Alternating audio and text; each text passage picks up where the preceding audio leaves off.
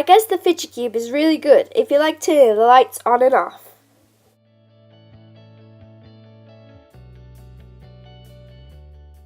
Also, if you like playing with deodorant.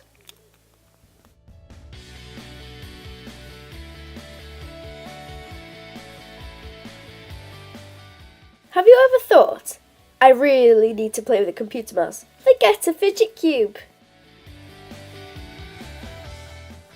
If you like clicking buttons on and off, you need the fidget cube.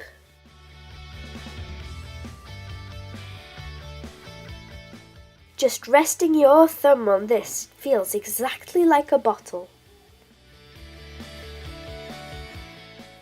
Have you ever wanted to get a hoover and roll the wire thingy-majig up? This is perfect again.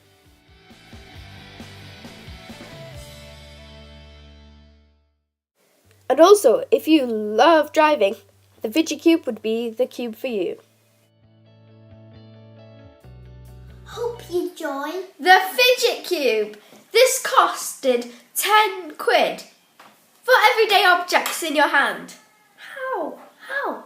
Anyway, we hope you enjoyed the video. Bye!